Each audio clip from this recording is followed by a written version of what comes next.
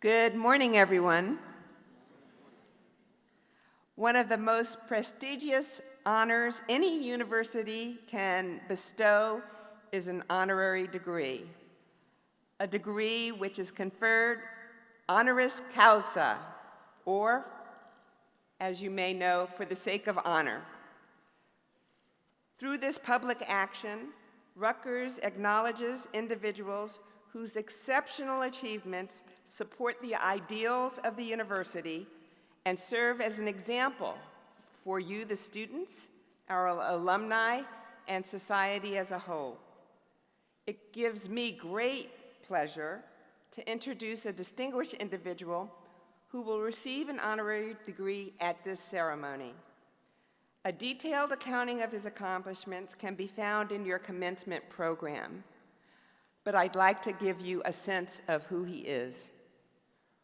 Raymond Ackerman, a successful business leader who stood up to South Africa's apartheid government in favor of equal rights, believes that businesses succeed only by doing good.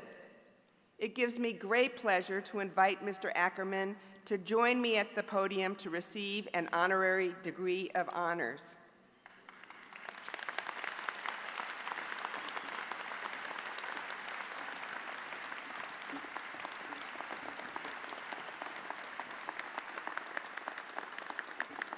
As a visionary business person, you have grown 4 small supermarkets in Cape Town into a highly respected retail chain and giant, Pick n Pay, which employs more than 50,000 people in more than 1,000 stores across South Africa and in Namibia, Botswana, Zambia, Swaziland, and Lesotho. The success of your corporate ventures is rooted in sound business practice and, perhaps more importantly, in your unyielding commitment to innovation, diversity, inclusion, and civil service, all the values that we at Rutgers share and embrace. Around the world, you are known and respected for your 4 legs of the table of business vision, which articulates the core guiding principles of strong administrative operations, high-quality merchandise, commitment to social responsibility and sustainability, and the inherent value and dignity of all people, including consumers and employees, not merely for strategic advantage, but because it is the morally correct thing to do and contributes to securing economic security and social well-being now and for generations to come. These are not simply words for inclusion in a corporate annual report. You have lived these values at personal and economic risk to yourself and your family. As a business leader during South Africa's apartheid period, you defied your government and its discriminatory edicts in order to protect the most impoverished and vulnerable of your fellow citizens. Despite crippling governmental fines, you subsidized bread prices to make certain that basic food items would remain accessible to the majority of South Africans, and you refused to accept the apartheid government's restriction of jobs based on race, and instead offered job opportunities at Pick n Pay to non-whites at wages that were higher than customary, and at times, in fact, illegal at the time. Your then controversial belief that diversity, inclusion, and sustainability could advance both the business and disadvantaged communities led Pick n Pay to transform the sustainability of small businesses operated by formerly disadvantaged South Africans. Your commitment has opened doors of employment and meaningful economic opportunity in your nation and has greatly heightened the dignity and respect for your fellow citizens. As a role model for global business, you are committed personally and professionally to charitable initiatives through the Raymond and Wendy Ackerman Pick n Pay Foundation, the Ackerman Family Educational Trust, and the Raymond Ackerman Academy of Entrepreneurial Development at the University of Cape Town, whose purpose it is to accelerate the prospects of aspiring South African entrepreneurs who were previously disadvantaged. Your honors, which are legion in their number, include honorary doctorates from Rhodes University, the University of Cape Town, and the University of KwaZulu-Natal. You have received the Lion Club's International Melvin Jones Fellow Award in recognition of dedicated humanitarian services and the Paul Harris Fellowship Award from Rotary International. And you have been recognized by the Financial Times as one of the the world's top 100 most respected business people. Your life's work has grown economic opportunity and also expanded equality in your home nation of South Africa.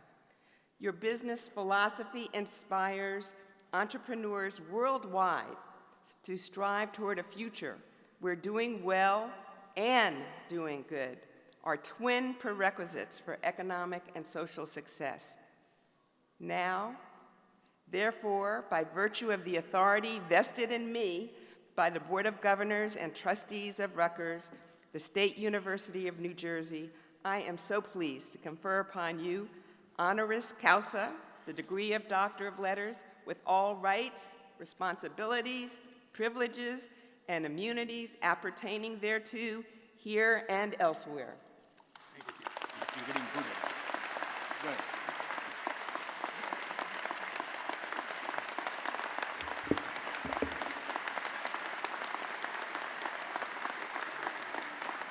Can you get it? If you can't, just leave it alone. It's all right. Yeah, I think just leave it alone. Thanks. Okay. Wow, thank you.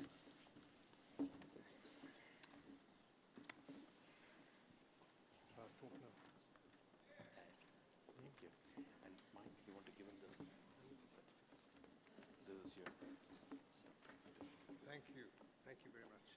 Thanks, Mark. So say a few words. Absolutely.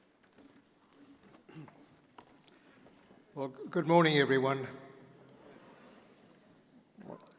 My family are down below there. I've got 3 of my children and 1 of my grandchildren. We're lucky to have 12 of them.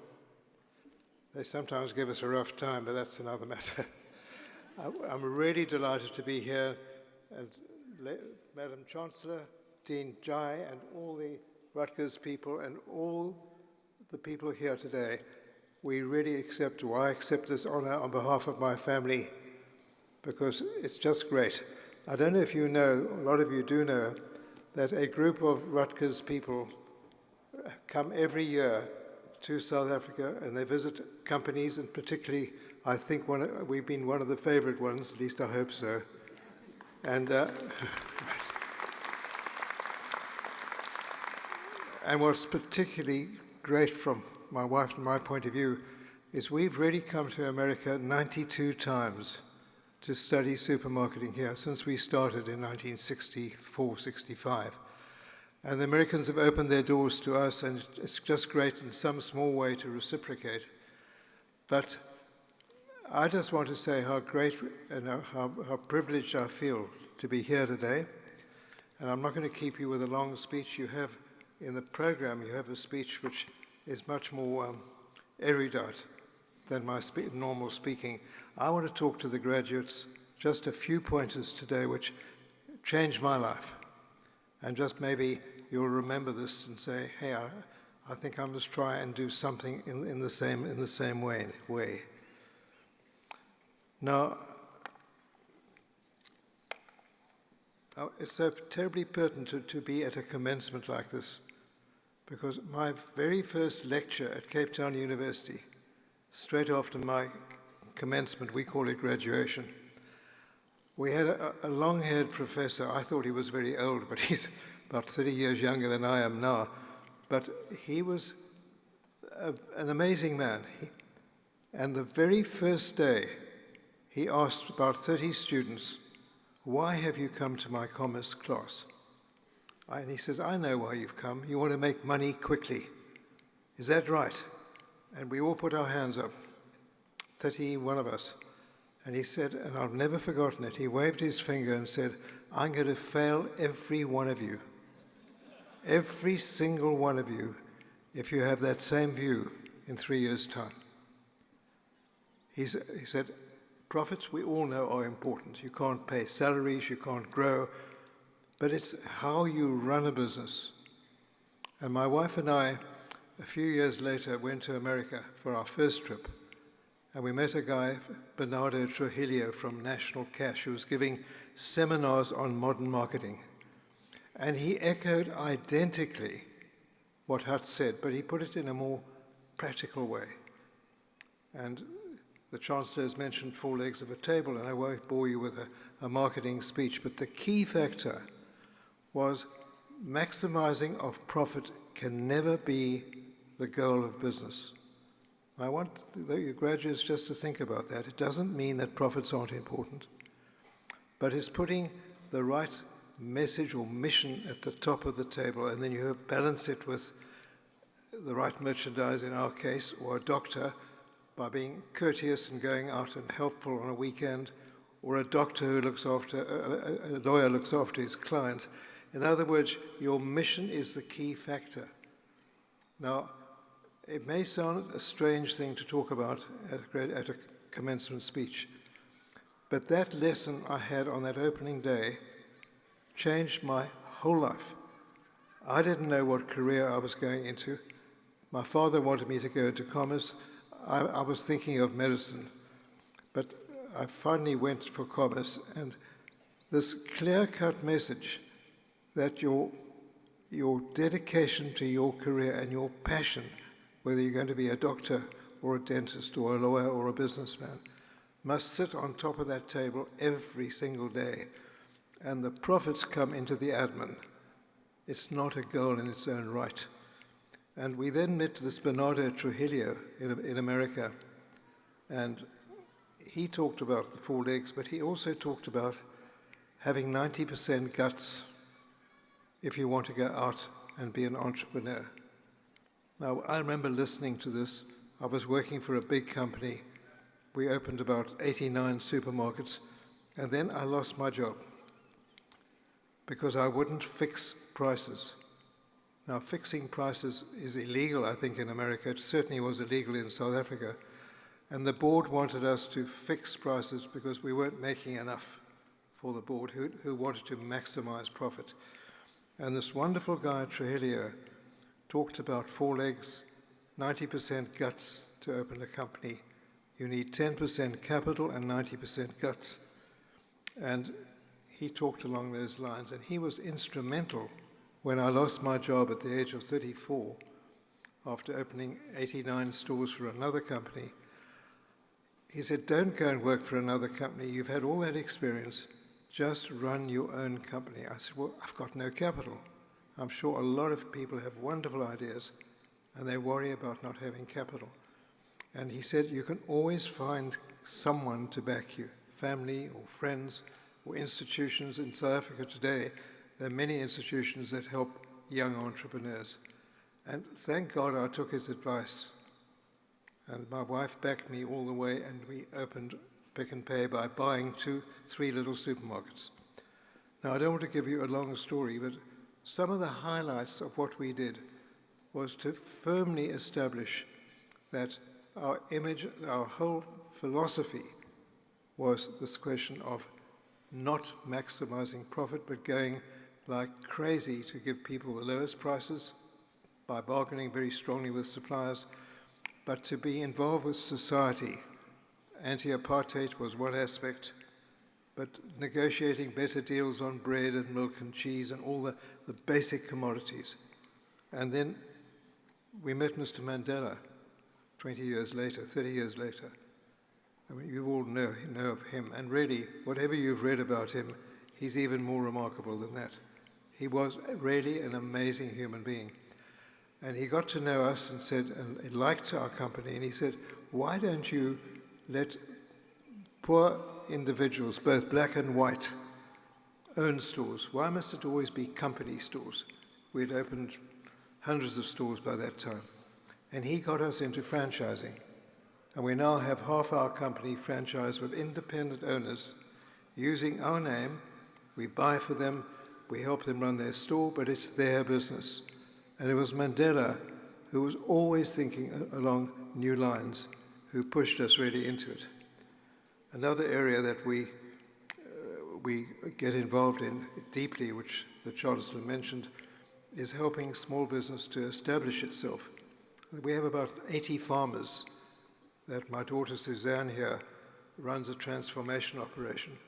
And we actually train these farmers how to grow, training them on seed control, watering, and so on. And then we give them a store nearby that they can sell their produce to. And then we also have 500-odd franchise stores with independent owners, black and white. And it's quite amazing what this has done for our company. And the reason that we can do it is because we don't believe in maximizing profit, because if we did, we wouldn't do these things. We would just try and make more and more profit.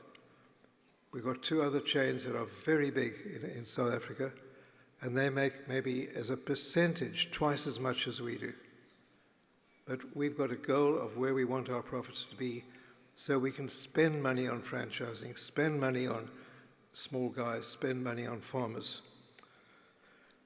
So I won't really go into any further details. There's so many things that we did, but there's just one little thing which may interest you, is whenever there's a fire, any part of South Africa, or a flood, I used to have to phone my guys to say, come on, get out the blankets, help the people, get out cheese and sandwiches. When I phone them now, and I'm retired now, I still come into the office a certain number of hours a day, but whenever I used to phone them, they'd say, Mr. Ackerman, get up earlier. We were out at 6 o'clock when there was a fire, and we gave blankets, we helped people get a home for the night. Just a small thing, but public really appreciate a business caring for society, being involved with education, being involved with so many areas. My wife runs a bursary scheme from 1970, and we have people all over the country who've got bursaries, including one or two cabinet ministers. But we don't get any benefit from that at all, but they do appreciate the fact that they got their bursary through us. So I just want to end by saying, and this is an important point, be optimistic. I know you're going through an election here. We're going through huge problems in South Africa with our president in office and possibly going out of office, and lots of things are wrong. But one good thing, the only good thing I can say about myself, is I've always been optimistic. The future, despite all the problems in the world, and there are a lot of problems with the refugees and the problems in the Middle East, and I could go on for an hour about them. But you're living in a fantastic country. It's got its faults. You only have to listen to Mr. Trump and Mr. Sanders to hear that. But it's just an amazing place. And South Africa, with all its faults, since Mandela, is now an amazing place. Lots of our friends left in the 60s. They left in the 70s. They left in the 80s. And we decided to stay. I'm so glad we did. Because being optimistic and positive reflects around your friends, around your families, and it gives you a real purpose to try and do something worthwhile in your country of birth. And having a philosophy that allows you to really go broadly to try and help society, no matter how small it is. When we started, we used to go and work at little bazaars, and we didn't have money to give to these charities, but we would work on Sundays to raise money for a church or a school. It's amazing how it comes back to you. And doing good, actually, is good business. It's not just a charge against the profits. So I just want to say to all of you, no matter what your careers, just have faith. And I think that Rutgers has done an amazing job on leadership training, which we need in South Africa desperately. We've got tons of unemployed people. We've got tons of hungry people. We've got all sorts of problems. Problems if I may say, deeper structurally than you have here. But we've all got to roll in and do something about it. And you graduates, you're going out into an absolutely fantastic world. Don't just believe the newspaper that everything is wrong. It's not wrong. You guys can change, and the leadership training that you get from Rutgers is fantastic. There's one young guy from Kenya, Anthony Mutayanga, who came to South Africa, and he came back terribly inspired as to what he could do in his community as a result of his training. So I just want to say thank you once again for this honor. George Bush Sr., when he got inaugurated, I don't know if your parents may remember this, said, what keeps America going is not the government, it's the 1,000 points of light. It's the NGOs, the government, non-government organizations, people who are helping on AIDS, unemployment, violence against women, and you name it. And frankly, what keeps South Africa going is 10,000 lights. We desperately need more governmental leadership, but it's the public at large who are doing so much, and your American public does it in the same way. And as the Olympics are coming to Brazil, with all the problems they've got, unfortunately, it just reminds me of the second part of the de Coubertin, the founder of the Olympics. What he said was the important thing in life is not the triumph and the applause, but the struggle to get there. Thank you all so much indeed.